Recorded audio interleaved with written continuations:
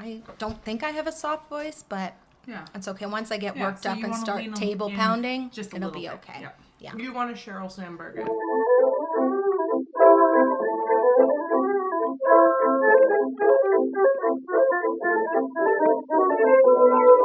Hello and welcome to Witch Please, a fortnightly podcast about the Harry Potter world. I'm Hannah McGregor. I'm Marcel Cosman. And I'm Andrea Hasenbank.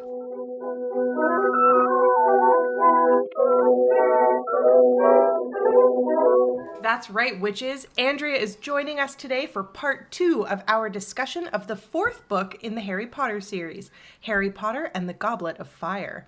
In addition to being a dear friend, Andrea is also a scholar of labor history, and she's going to help us work through the very complicated business of house elves in the wizarding world. But before we can sneak into the kitchen and foment revolution, let's get ourselves organized in the sorting chat.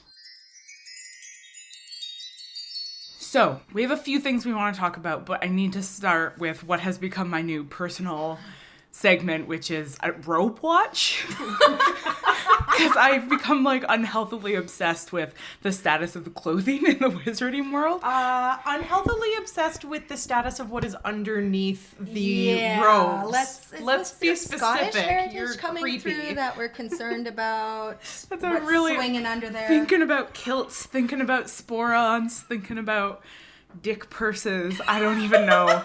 Just very uncomfortable. And Andrea pointed out, I don't want to give it away because it is a book 5 spoiler, but Andrea pointed out that there's some very important new information provided for us in the Half-Blood Prince. But in the meantime, Order of the Phoenix. Order of the Phoenix? Mm-hmm. It is Order of the Phoenix. Order of the Phoenix. Mm-hmm. In the meantime, I want to point out 2 brief things. One, the point where Barty Crouch Sr. shows up on the Hogwarts grounds. Yes, grounds. And he's all flustered and disheveled. And it says that the knees of his robes are torn. So I just need you all to think about that. I'm not going to say anything more except that robes have knees now. And 2, there is a point where it's before one of the tasks and he's feeling really overwhelmed. And it says that he is so distracted that he puts his hat on his foot instead of a sock. And what struck me there, nobody's ever been that distracted. But more importantly, apparently they're wearing hats. The end. I don't know why you're surprised that they're wearing hats, because in so many of the adult wizards are wearing hats, right? I think it's just the movies that write the hats out. Mm-hmm. But they're definitely wearing hats all the time as adults. I just feel like there's a missed opportunity to introduce dunce caps into the equation. Can you not imagine Snape slapping a pointed dunce cap on Harry Potter? If they're wearing hats anyway, why not go full throttle? Yeah, and if you're verbally abusing students anyway, you might as well, throw a little bit of public shaming into that. Yeah. But wizard hats already look like dunce caps. Yeah, but without a brim. Dunce caps don't have a brim. The wizarding hats... So they're silly. As opposed to regular wizarding hats, which are serious business. Mm-hmm. The only other thing that I would like to mention is, this is the book where we finally meet Voldemort in person. And it's so, I had to stop reading last night because I had plans with friends, and it's not okay to cancel your plans with your friends to read a Harry Potter book. Saturday night. Yeah, the sentence I left on was, Lord Voldemort had risen again. And I was like, oh, holy shit. Oh my God, we're finally going to see Voldemort. This is going to be so intense. And then I returned later that night to read the rest of the book. And what struck me was, 1, Voldemort is not actually particularly scary as a villain at this point. And 2, he is a total bitch. Because the first thing he does... After just being he's mean in the way, in a very bullying way, which is not scary. I think maybe it's scarier for kids. It's not scary as an adult. Mm-hmm. So he's just hurts people for a while, which is it's not nice. He's swinging his villain dick around. Yeah, swinging his big swinging Voldemort dick. But then the next thing he does is give a 47-page speech. Where he recaps everything that has happened to him, to all of the gathered Death Eaters, and it is the most passive-aggressive, bitchy speech possible. So I'm going to read you just one passage from it, which is, I returned to my hiding place far away, and I will not pretend to you that I didn't then fear I might never regain my powers. Yes, that was perhaps my darkest hour. I could not hope that I would be sent another wizard to possess, and I had given up hope now that any of my Death Eaters cared what had become of me. Are you fucking kidding me? You are the most powerful dark wizard in the world. You gather your Death Eaters together for the first time, and what you were spending your time doing is being like, and then I was all alone and nobody cared. Nobody even called to see if I was okay. Like, Voldemort is a 16-year-old girl. The end. While we're on the theme of passive aggression in book 4, which I think is really appropriate given what a big deal puberty is in this book, I really want to talk about Ron's passive aggression towards Hermione at the Yule Ball, because I have a theory which sort of follows more or less on our conversation from the last episode about the fact that queer sexuality is completely written out of these books. There's no actual queer characters. I know that Rowling came out later and was like, oh no, Dumbledore is super gay. But nobody believes that because there's no evidence for it. If there isn't textual evidence, you can't actually just be like, no, like he was super into like Grindelwald or whatever. We do not care about authorial intention here. No. At all. No, just because you intended him to be gay does not mean that you wrote him as a queer character. I was really interested in rereading these books, how much Ron loves Victor Crumb. And got his little action figure of him and it flies around and he loves it. Yeah. Ron loves Victor Crumb. And I know that he... Spoiler alert. Spoiler alert. Commence Obliviate in 5, 4, 3, 2, 1. He and Hermione end up together later on, but when he's really pissed to see them together at the Yule Ball, it reads like he's mad at Hermione being on a date with Victor Crumb. Ron is super in love with Victor Crumb. I think it's really shitty that this gets written into a kind of phase because of his eventual heterosexuality that gets depicted in the later books. But he is nevertheless deeply, deeply, deeply erotically charged for Victor Crumb. I'm like, who wouldn't be? Am I right, ladies? Like that hooked nose and those slouchy shoulders. And the part where he's like pigeon-toed and like can't quite walk right. Yes, and that beetle brow and yeah. his, non-verbal communication. So hot. Yeah. The way he, like, for one thing, is dating a 14-year-old when he's 18, which is, like, gross and I think maybe illegal in Canada at least. It is in now. the wizarding world. It is now. It wouldn't have been at the time that the books were published and released in Canada. The age of consent was increased to 16 relatively recently. Cool. Somebody recently said age of consent is the kind of thing where if you have to wonder about whether or not you're breaking the law, you're already doing something wrong.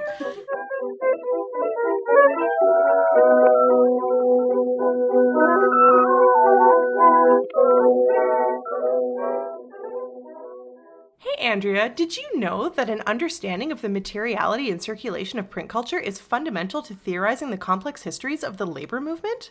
Let's head to Flourish and Blots and talk about the Harry Potter books as physical objects. So I know you have both spoken extensively about your relationships to the series and its sort of material things. And I have to say, having listened to you both before I started rereading this series, really made me check the dates of publication, really made me sort of like meditate on my reading Rainbow experience. Take a look, it's in a book. Yes. So I checked the date of publication on this, and so Goblet of Fire came out in 2000. And I remember this one being the first of the series that I read when it came out properly. So I first came to Harry Potter through my youngest sister, who is about 7 years younger than me. So someone had given her the whole first 3 in that box set that I think everyone got. And she really, really enjoyed them. And then because at the time I would read anything lying around, I picked them up and read them and then enjoyed them. And so when she got the 4th one, I have this distinct experience of there being 2 bookmarks chasing their way through the book, and her getting so pissed that I kept picking it up and reading ahead of her. She would have been about 10 at the time of this book. Oh, and you were just so much better at reading than her. so angry at me. Almost everyone in our house read this book. I know my middle sister read it, and I'm pretty sure my mom read it too. But I do know that this was the one we all fought over the copy, and by Order of the Phoenix, we all ordered our own copy. So we each had a number 5 book and carried on from there. So I remember that very clearly. The book's so good you can't share. Oh, no. I don't own a copy of this book. I own copies of 5, 6, and 7. And so when I was rereading this series, I've been reading it off of iBooks on my iPad, which is a very different experience. These versions do have all the illustrations, which is kind of nice. They've got the little... what? Sorry, who? The pictures, the illustrations. There are no pictures in this book. Show What? us. This book is not an illustrated book. Oh, mine is. Mine This is is the illustrated. I was talking See, about. look, there's pictures.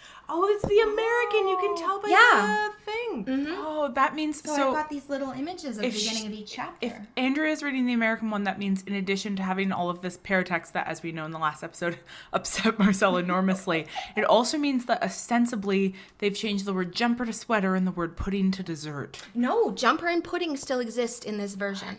What?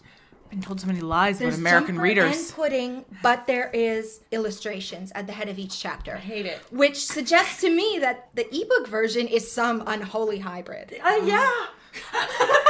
You listeners, I know this is an audio medium, but you should see Marcel's face. It is a portrait in horror. So my reading version looks uncharacteristically clean, which is very unlike me, and I've had to put all my notes on separate sheets, like some kind of, I don't know, amateur. No marginalia for you. No marginalia for me. Hey, Andrea? Hey, when I tell you you're unreliable, it isn't because I don't trust you. It's just because I understand how narrative works. And because it's time for The Boy Who Narrated. I want to talk a little bit about the way that Harry perceives Madame Maxine and Professor Karkaroff. So let's start with Madame Maxine. This is when Beauxbaton, the carriage from Beauxbaton arrives at Hogwarts. Harry had only ever seen one person as large as this woman in his life, and that was Hagrid. He doubted whether there was an inch difference in their heights. Yet somehow, maybe simply because he was used to Hagrid, this woman, now at the foot of the steps and looking around at the waiting wide-eyed crowd, seemed even more unnaturally large. Oh, really? Even though Harry is aware that Madame Maxine and Hagrid would not even have an inch difference in height, there's something about a woman who is as enormous as Hagrid that is so disturbing to Harry that she appears to be unnatural. That's interesting. So there's that. That's actually Oh, really? And then what I want to say about how Harry perceives Karkaroff is as follows. Once again, I'm just going to quote directly from the book. This is on page 217, listeners. Karkaroff had a fruity, unctuous voice. When he stepped into the light pouring from the front doors of the castle, they saw that he was tall and thin like Dumbledore, but his white hair was short and his goatee, finishing in a small curl, did not entirely hide his rather weak chin. So here's what's happening in these books. And again, we can just assume that this is Harry's perspective because Harry has grown up quite sheltered. Well, we know what the Dursleys are like, so it's entirely plausible that Harry has grown up with a tremendous amount of internalized homophobia and hatred of things that are different, whether or not he recognizes that he has that. But essentially what's happening is he's looking at Madame Maxine, and because she is a larger than average woman, he perceives her to be unnatural in a way that he does not with Hagrid. He loves Hagrid. Hagrid is wonderful. And Karkaroff, who is distinctly coded as a queer and effeminate man, Harry perceives him as fruity, unctuous, and with a weak chin. Is right. Yeah. That's all. That's all I want to say about There's no that. beard hiding that weak chin, is there? Just a curly goatee. I would add to that list of characters who make Harry uncomfortable, Rita Skeeter, right? Who when Harry first describes her, notes the marked contradiction between how she dresses in a flamboyantly feminine way, and yet has quite a sort of square-jawed face. And then later on, when she is shaking Dumbledore's hand, it explicitly says that she holds out one of her large, mannish hands to Dumbledore. There's no way of actually reading how she identifies in terms of gender as a character. All we can say is that she is, much as Karkaroff is coded as a gay man in his description, Rita Skeeter is very clearly being coded as trans in her description, and that these are codes being used by Harry as a narrator to register unnaturalness on the part of characters who make him uncomfortable in some way. And feeds into and informs his deep distrust of them, which then the book reinforces for us. So we learn that the book is sending us the message that effeminate men and trans women are not to be trusted.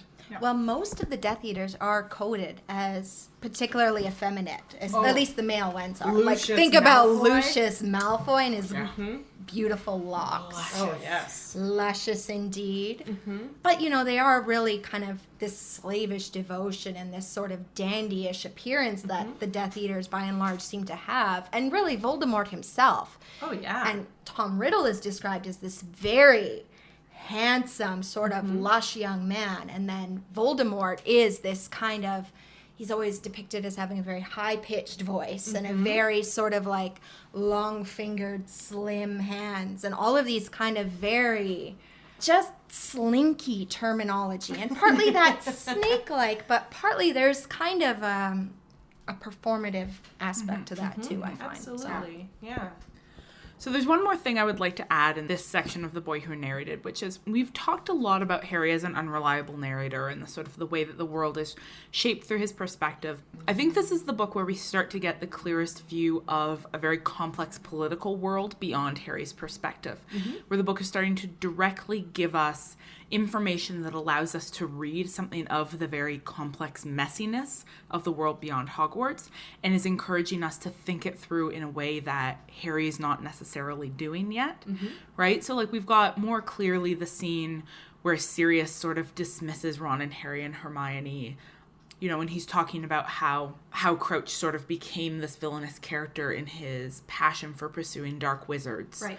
And he starts to say something about how the presence of evil in the world can also turn people who think they're doing good towards a kind of darkness. He starts to say that, and then he's like, oh, you're too young. Yes. And they're like, try us. And they sort of they're starting to want more of that moral complexity. But in the scene where Harry sees those three memories of Dumbledore's, of the trials in the Pensieve. Thank you. There's almost no commentary on those scenes at all. There's no interpretation for us by older characters. Dumbledore does very little contextualizing. We get a little bit of stuff being explained, but other than that, those scenes are just left there for the viewer to do with as they will.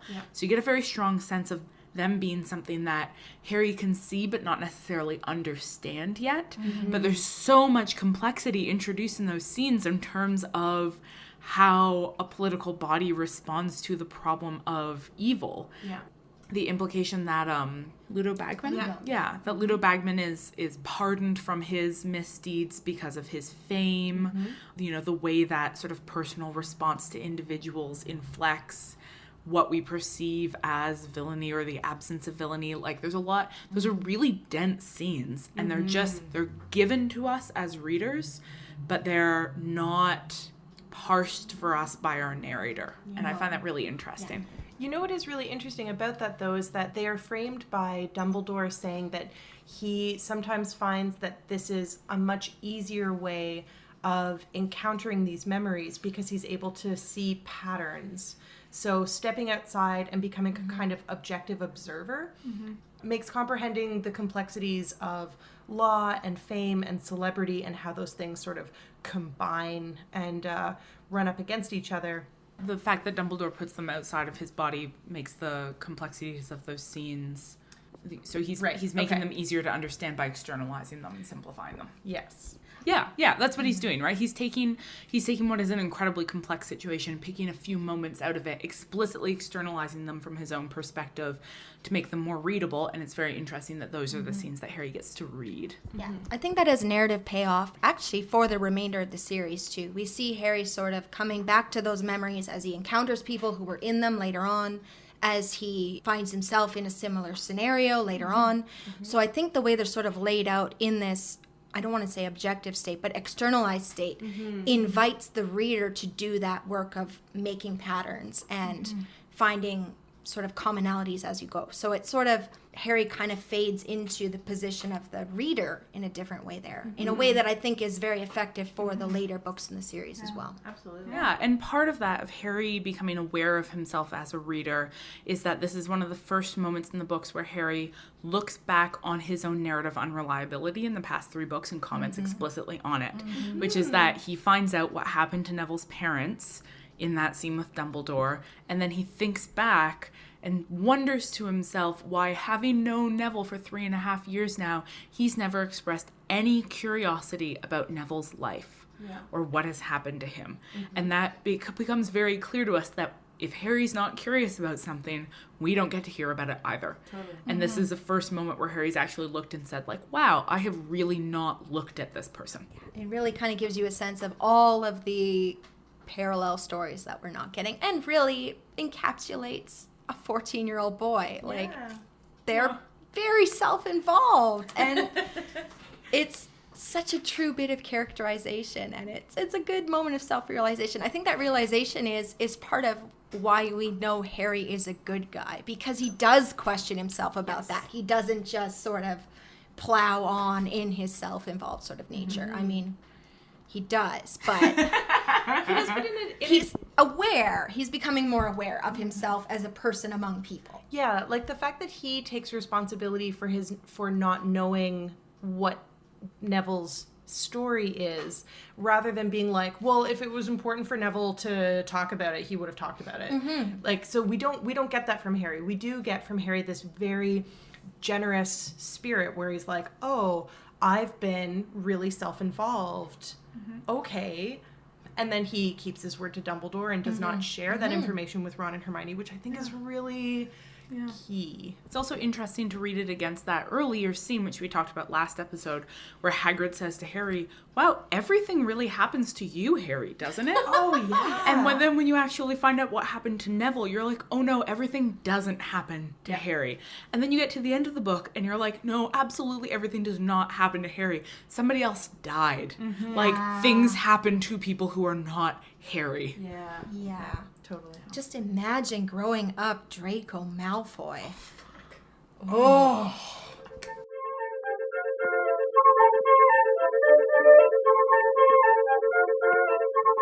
Andrea. Hey, Andrea. You are literally better at teaching than every character in this book. So let's head down to potions class, our discussion of pedagogy at Hogwarts. Here's the thing that I want to start with. And maybe we're only going to talk about Moody in this book. Maybe we want to talk about the others. But he's not Moody. Here's the thing that blew my fucking mind, is that Moody is so great as a teacher.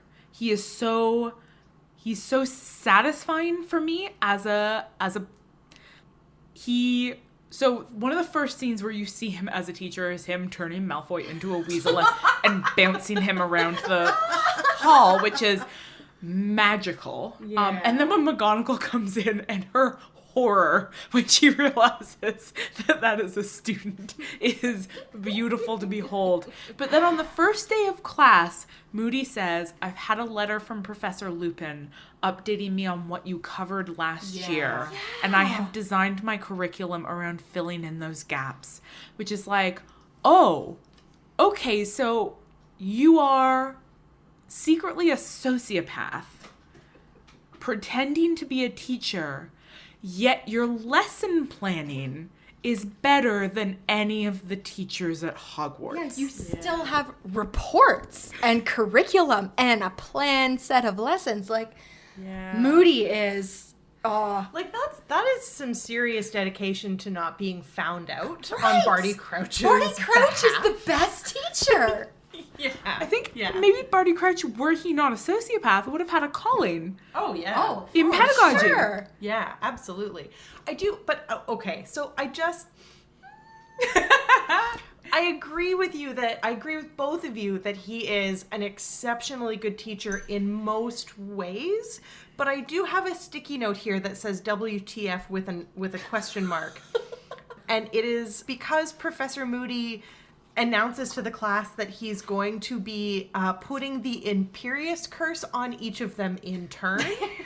Because, and I quote, Dumbledore wants you taught what it feels like, says Moody. And so we have lots of questions about Dumbledore's running of the school.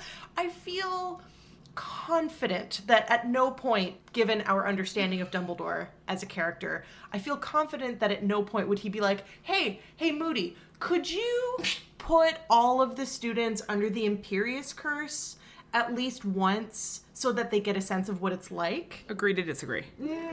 Because in a later book, Dumbledore has Snape trying to control Harry's mind so that Harry will become experienced in not losing control. No, he's teaching him occlumency, which is not the same thing as asking Snape to put the Imperious Curse on Harry. But we know that if you have enough experience having the Imperious Curse put on you, you will eventually learn to break it. And that, in fact, that's an incredibly vital skill for Harry to have.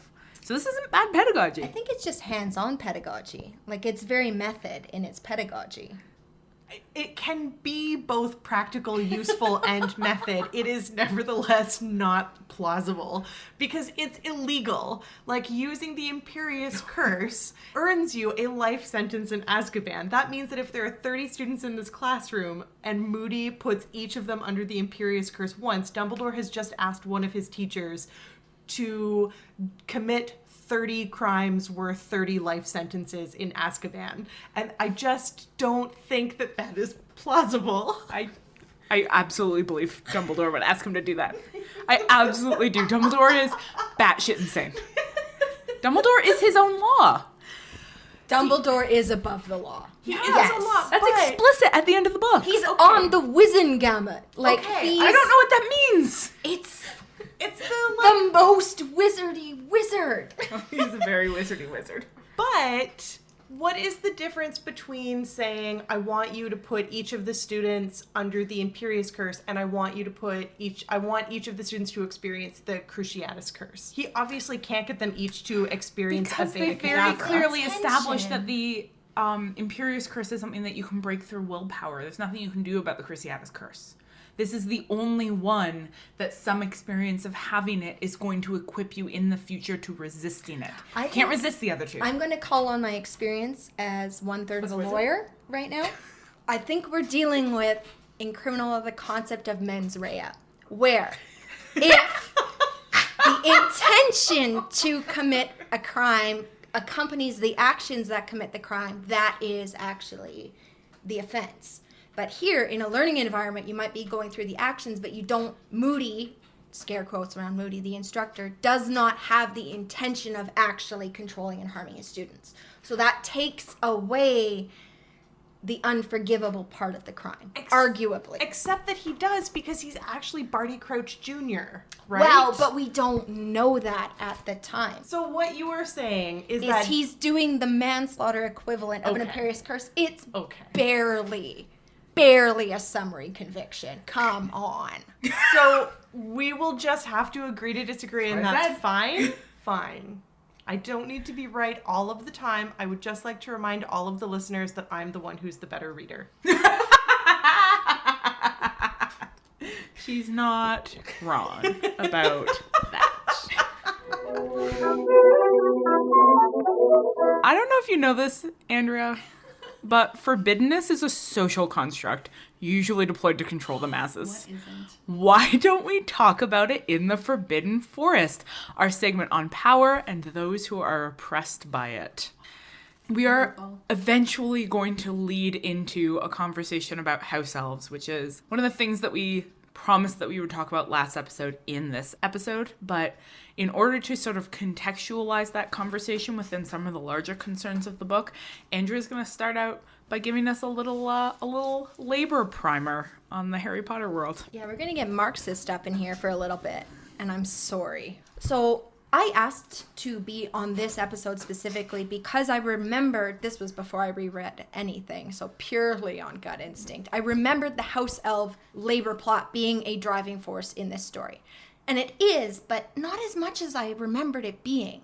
What I remember as being a really concentrated plot is in fact spread out over 3 books in alternating, interesting, and annoying kind of ways.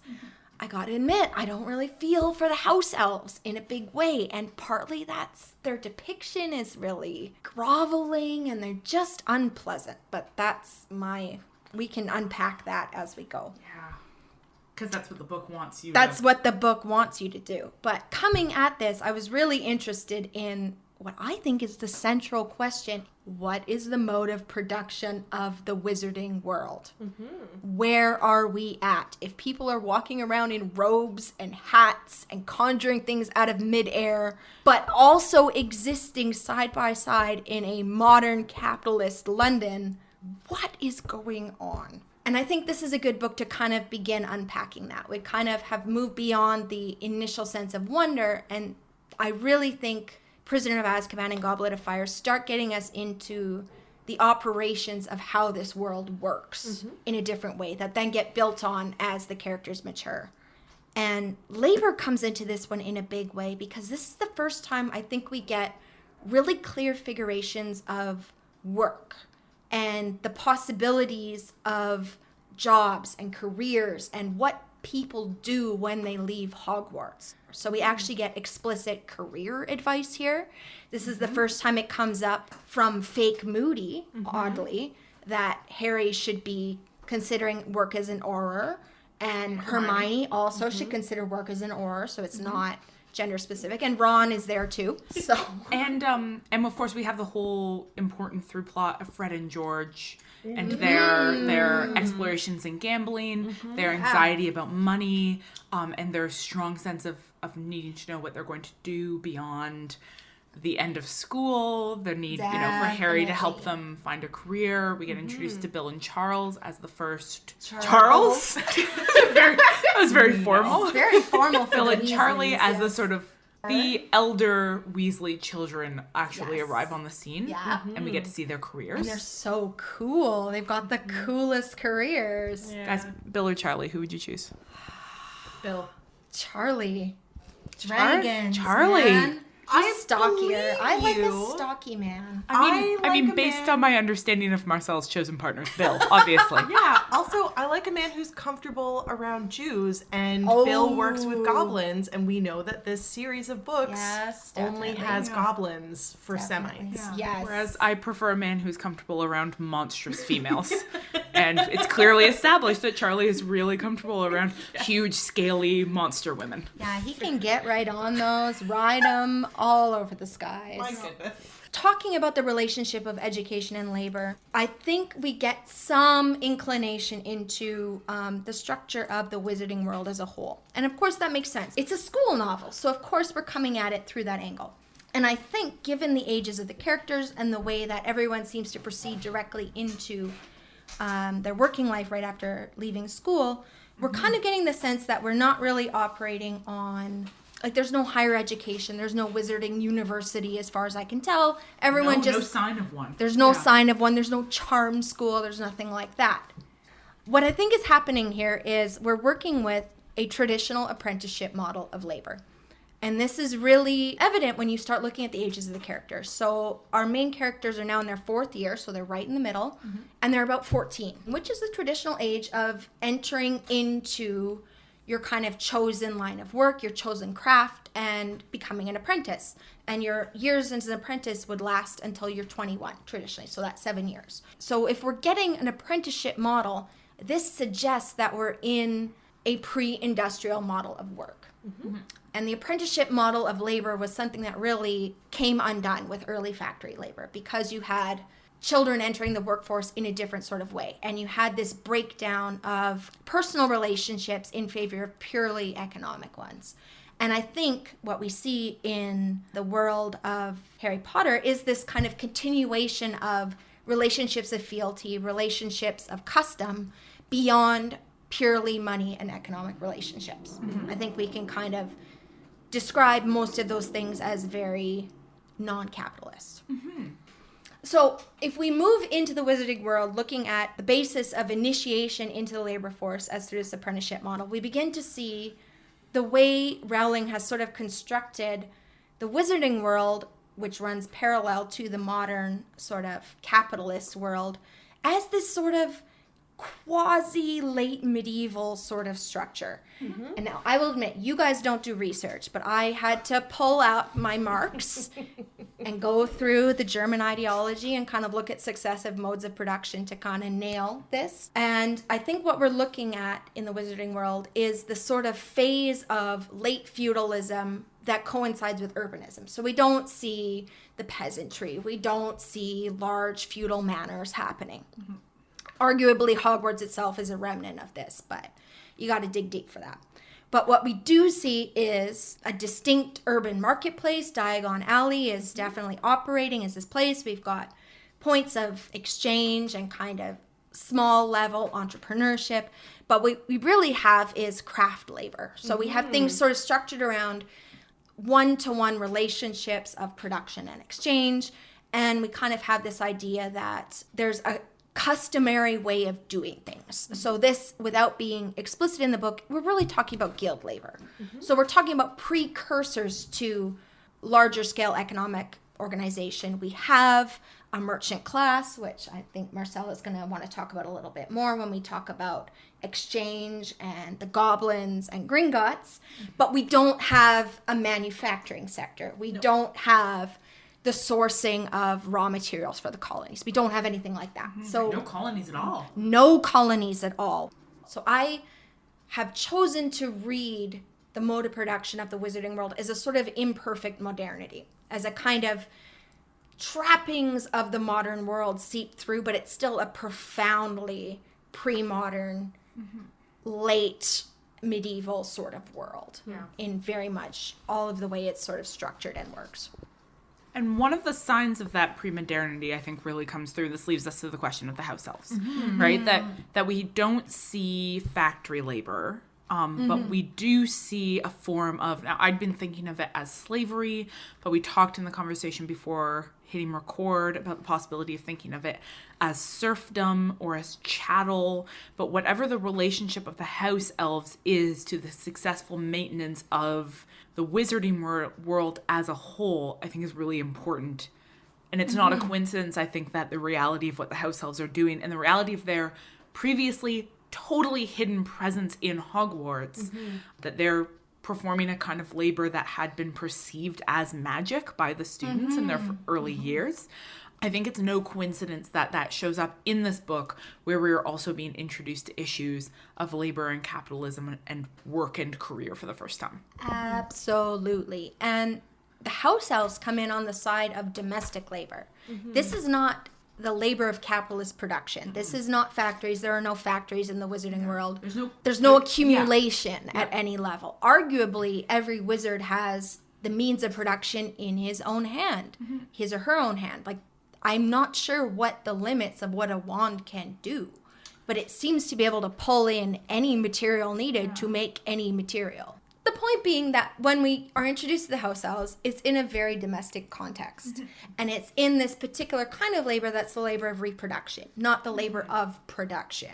The house elves are not out helping Madame Malkin sew robes. They're not helping make wands. They're not brewing butterbeer, whatever they're doing. They're purely in the home.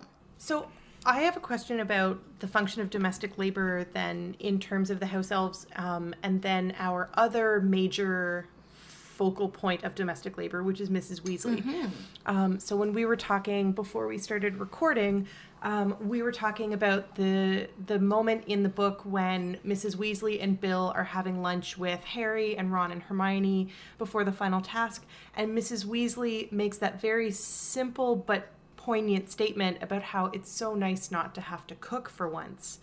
I feel like the function of that statement is really to remind us that all of this domestic work that is so disturbing to Hermione because it goes unpaid and because the house elves don't seem to have any choice in the matter and because they are so eerily happy to do it, is exactly the same work that Mrs. Weasley is doing for her family. So I guess what I'm curious about is, how are we supposed to read, in the context of labor, the work that Mrs. Weasley does in relation to the work that the house elves do, if the house elves are chattel? Yeah, in the Muggle world, all the work done by house elves is done by electrical appliances. Yes. So we're living in the 1920s, 30s, 40s there. And in some ways, that does, what those appliances did was replace domestic servants. And so left the single housewife able to control all of those things. And so if we just imagine technology and magic as sort of loose equivalents, which maybe we'll get into later, the house elves exist because it's cheaper to pay house elves than to buy enchanted objects that do these things. Presumably. You don't pay them. So it's always going to be cheaper. But you have to feed them. Maybe? Do you? I don't think you ever see a house elf eat. That's a good question. I think that they are an entirely cost-free source of labor. That's problematic. So this brings us into, for me, one of the things that's really interesting that's happening in this book is the issue of race is emerging in very clear ways through this book. So we've got the house elves and the very messy way in which they map against human histories of slavery and labor. And are we talking here about a question of class and serfdom? Are we talking about forms of very, very early colonialism that are colonialism nonetheless, that result in the sort of systems of, differential class in the UK? Or are we talking about a sort of slavery model that's very hard to read in the books, obviously, because as we talked about in the last episode, a lot of the issues of race and violence and oppression are being displaced onto other kinds of characters. But what's really important here is that, so the house elves, while all of the authoritative characters in the books seem to some degree disagree with Hermione. And I want to get into the discussion of Hermione and her function as a sort of white feminist later on when we talk about her. But everybody seems to disagree. But the house elves are, at this stage in the books, these fundamentally sympathetic figures. So if they are quasi-racialized, others, the ways in which they're being racialized is in a sort of non-dangerous way. And I think that their counterpoints in this book are the giants. Yes. Very, very explicitly, because the house elves are very small, they're non-threatening, and they seem to be predisposed towards compliant behavior. Sure, they're house elves. They're not field elves. Yeah. Explicitly linked to the domestic.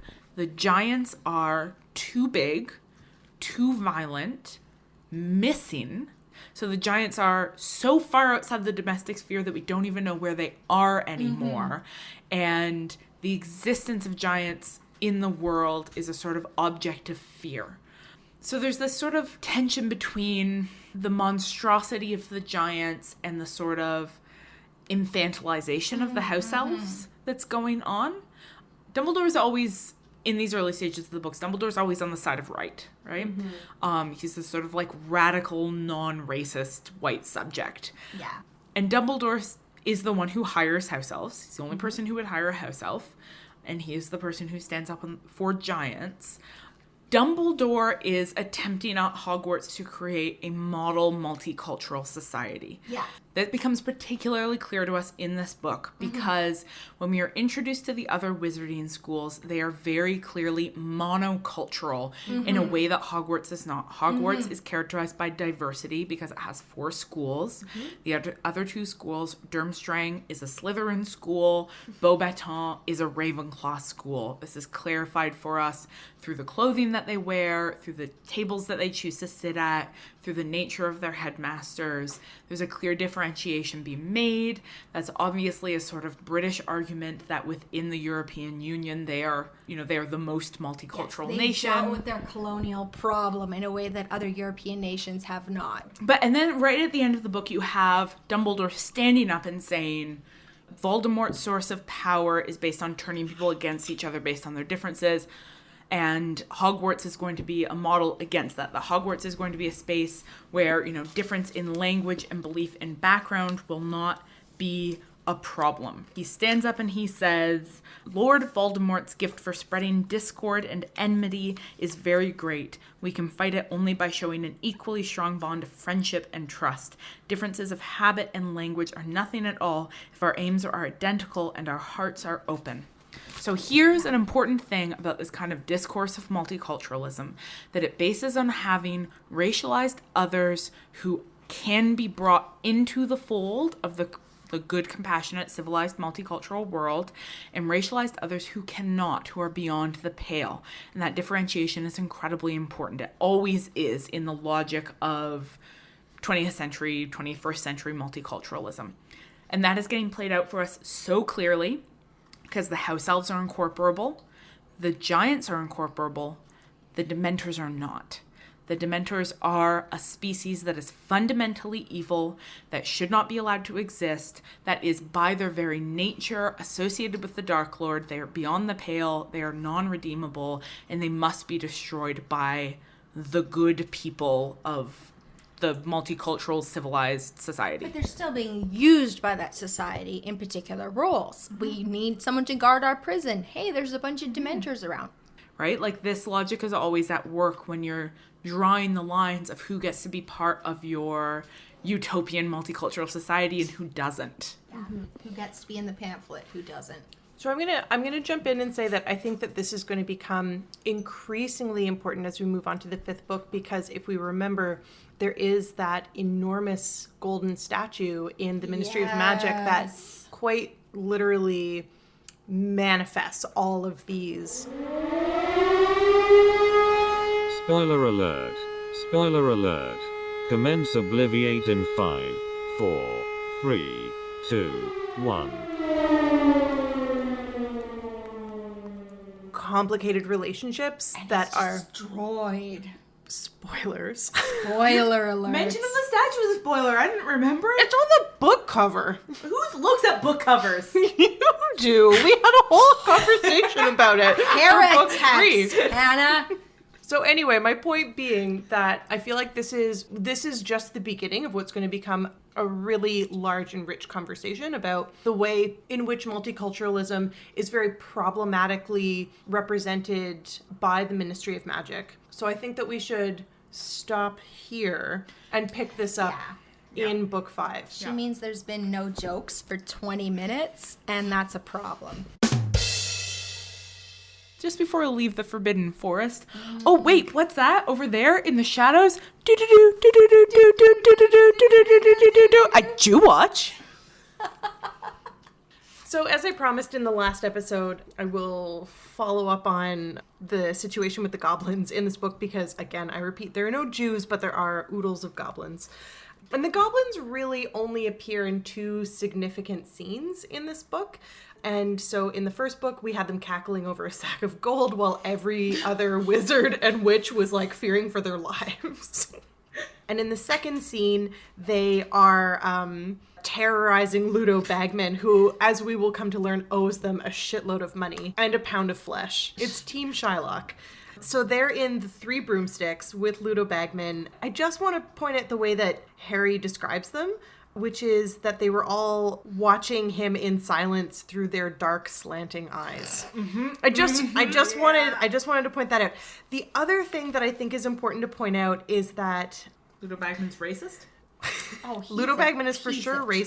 trash. The way he he's a describes jock. them is super, he also has a description of the trouble of talking to goblins because they speak gobbledygook. Right, yeah. So Yeah. he says, their English isn't too good. It's like being back with all the Bulgarians at the Quidditch World Cup. But at least they used sign language another human could recognize. This lot keep gabbling in gobbledygook, and I only know one word of gobbledygook, bladvak. It means pickaxe. I don't like to use it in case they think I'm threatening them. He gave a short booming laugh. So if we think about, the way that the term bladvak sounds, That sounds pretty Slavic to It me. sounds Slavic. It also sounds a little Yiddish. It's definitely got some, German-sounding roots to it. It's just if it had been something like oompa.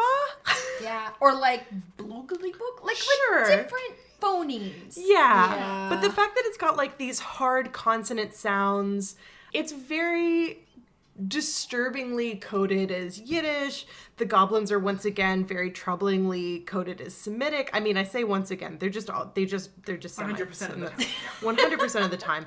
And again, we only ever encounter them in these early books when they are either collecting money or attempting to collect money.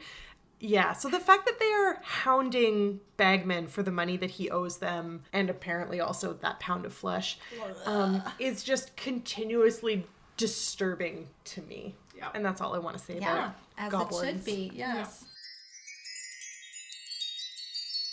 I bet if Andrea could be any character in the Harry Potter series, she'd be Hermione Granger.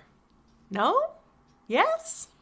Either way, it's time for Granger Danger.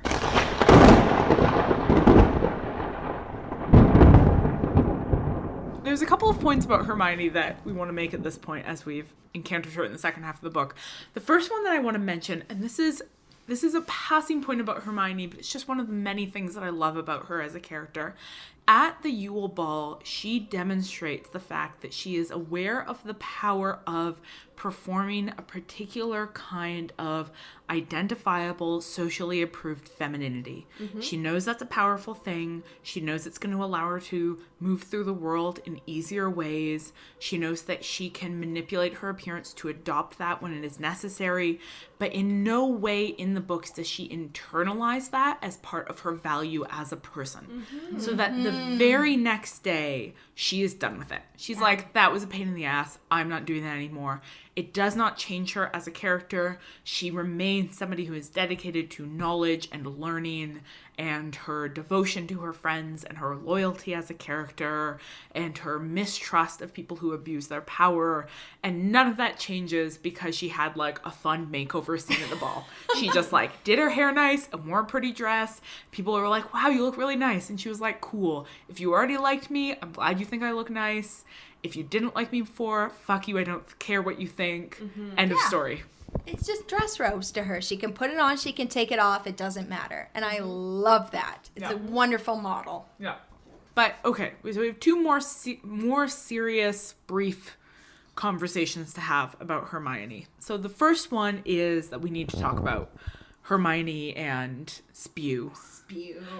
So I think it's just important to nod at this point towards the ways that white women and white feminism in particular has this history of sort of constructing itself as a movement as on the side of other political movements in a way that has been critiqued by people of color, by indigenous people, by working class activists as being a sort of form of white appropriation.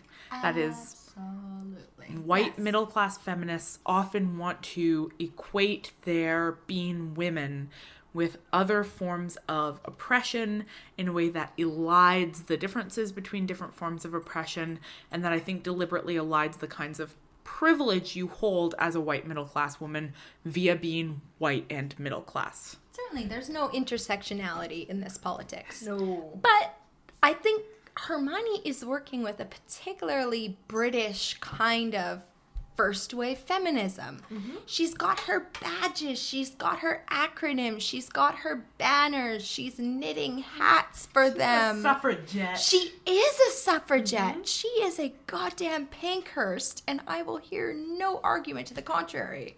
So then a question that I think we have to grapple with then is reconciling Hermione's championing of house elves and promoting their welfare in contrast to what they tell her that they want, along with all of the powerful men who are telling her that she's wrong.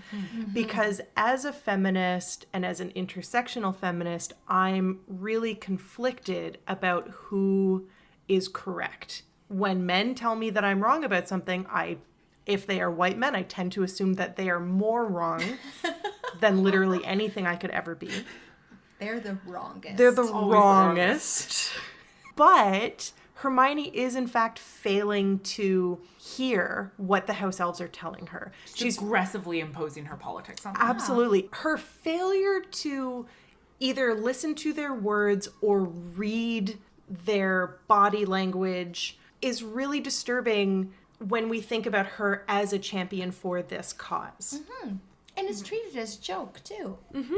Yeah. She's not even taken seriously within the narrative. There's some space given to her airing her viewpoint, but the fact that the house elves themselves are rejecting it is a comic point for the story.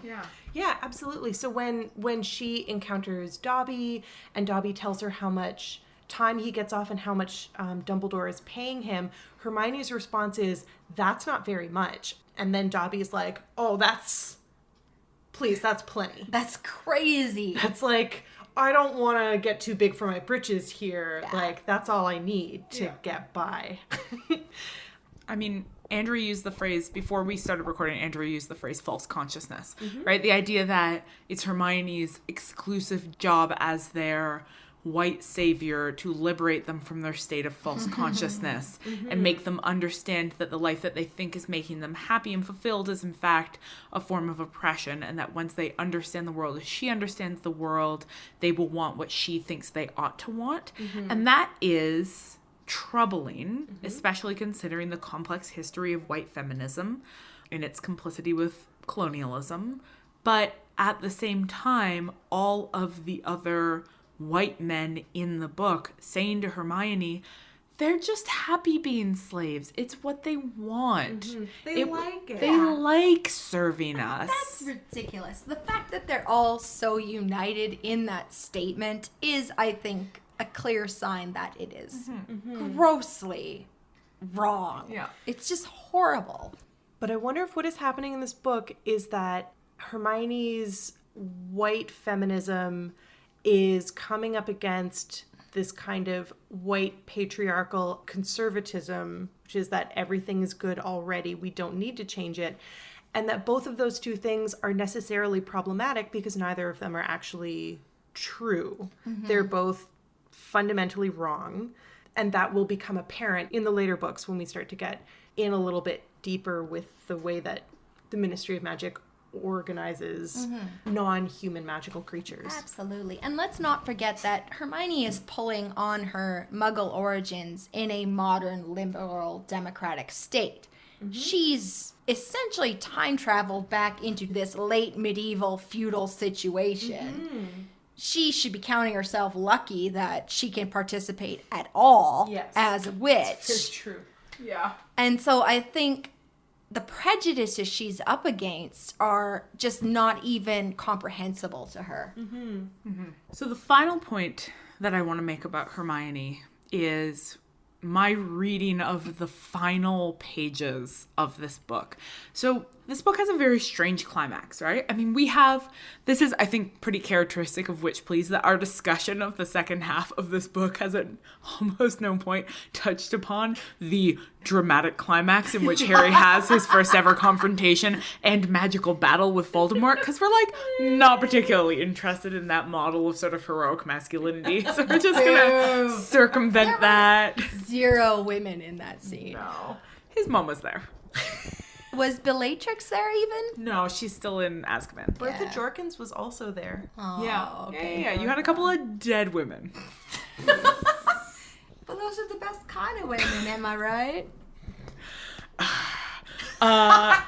So that scene happens, and it's all very dramatic, but the book makes it very clear to us that that is not the climax of this book, right? Like the way that it's structured in the narrative, that's not the climax. The climax happens in the scene after Harry has gone to sleep and then wakes up by the sound of fighting, and Dumbledore and Cornelius Fudge are having an argument about whether or not Voldemort has in fact returned. Mm-hmm. That's very interesting, that the way that the climax is situated is to be not a question of the actual return of this force of evil, but a question of whether or not we will believe in the existence of that force of evil. So that climax happens, Cornelius Fudge leaves, Harry has a near emotional breakdown in the arms of Mrs. Weasley, and that moment is interrupted by the sound of Hermione slamming her hand against the window and then apologizing. And we don't find out until later that what Hermione has done in that scene is successfully figure out that Rita Skeeter was an animagus and catch her. And that she is now holding her prisoner in a jar for a period of time that she has decided is appropriate until she has convinced Rita Skeeter to cease to circulate her false information. If this is the climax of the book, then it's incredibly important that Cornelius Fudge does not believe that Voldemort has come back, because Harry is the only witness, and Rita Skeeter has been spreading false rumor that Harry is mentally unstable. Mm-hmm. So Rita Skeeter is the central villain of this book. Because the climax is about the believability of the return of the Dark Lord, not about the Dark Lord himself. Mm-hmm. And in that moment, the reason why Voldemort's return is not believed is because Harry is not believed, and that's because of Rita Skeeter. Mm-hmm. So the actual hero of this book is not Harry, who confronts Voldemort with his wand. It's Hermione, who successfully identifies the real danger in this moment and successfully subdues it. I think that was very well put. Yeah, I'm sold. I'm completely sold. And it really fits in with what we were talking about in the last episode in terms of the function of narrative and meta-narrative in this book, right? This book is entirely about questioning the printed word as a source of authority, right? Yeah. Mm-hmm. Mm-hmm. And I do think the series as a whole sort of functions like Voldemort is the big bad, but every individual segment has a secondary villain. Totally. And it's something that obscures the pure evil that Voldemort is. So this time it's rumor and celebrity obscure that. Mm-hmm. Later on we get different versions of that. Yeah, I mean, there's something about the end of the book that I think is trying to convince us that the real secondary villain in this book is Barty Crouch Jr. But you can't be the real villain if it takes 10 pages of backstory to explain what you've been doing, right? The real villain of the piece has to have actually been there through the whole thing. The real villain of this book is Rita Skeeter.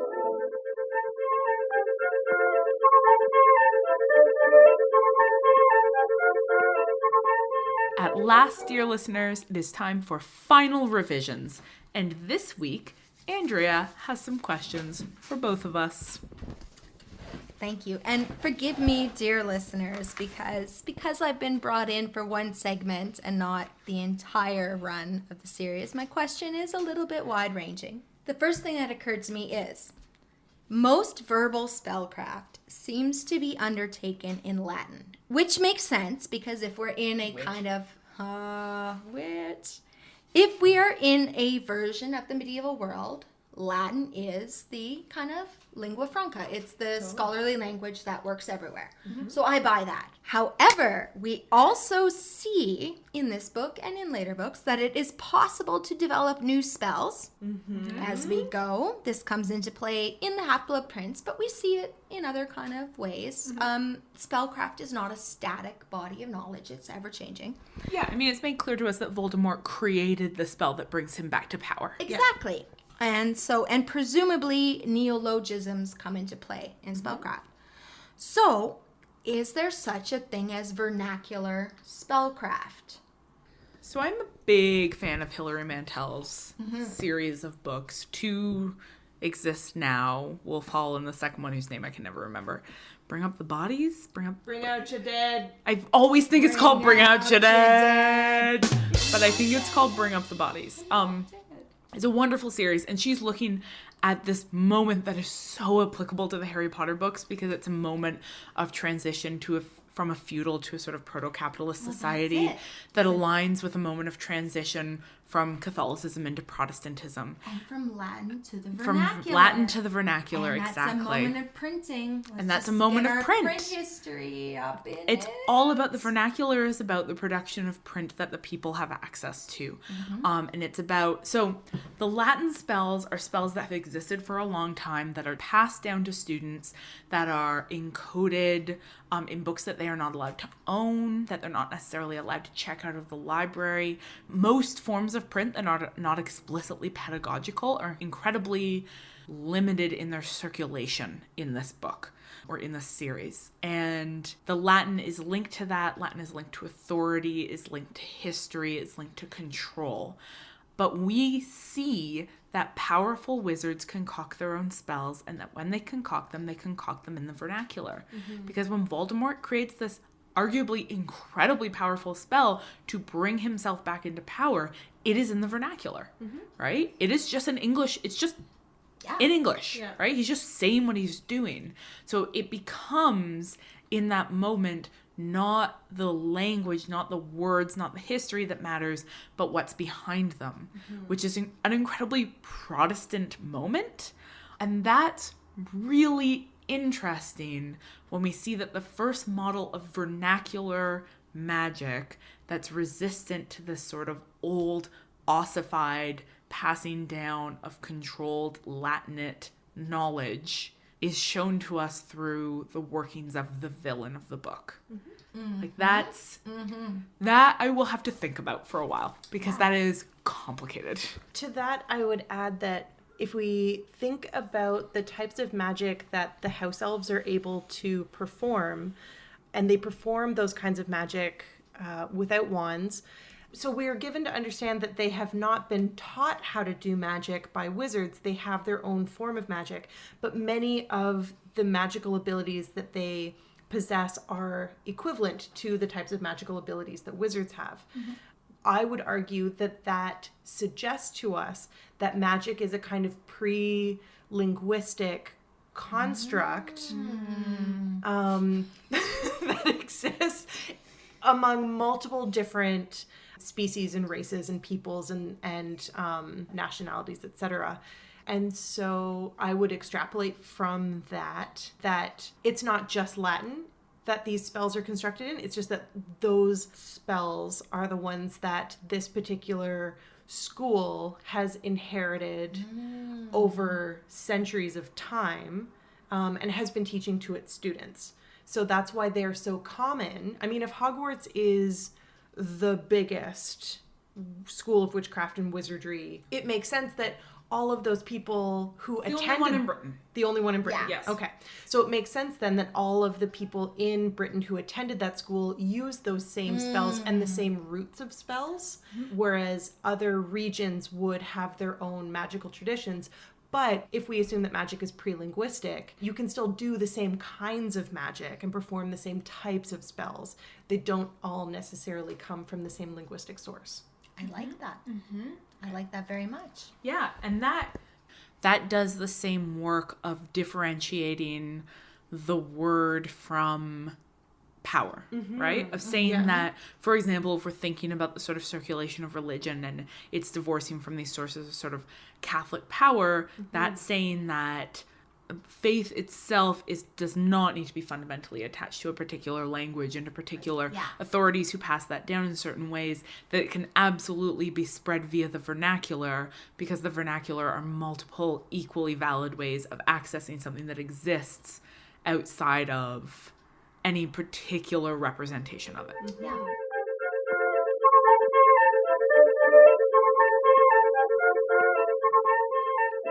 Thank you, dear listeners, for joining us for episode 7B of Witch Please. The rest of our episodes are available on our beautiful Trevor Chow Fraser Hi, how are you doing? designed website, ohwitchplease.ca. Of course, you can also subscribe through iTunes and leave us a rating or a review while you're at it. It will change our opinion of you forever.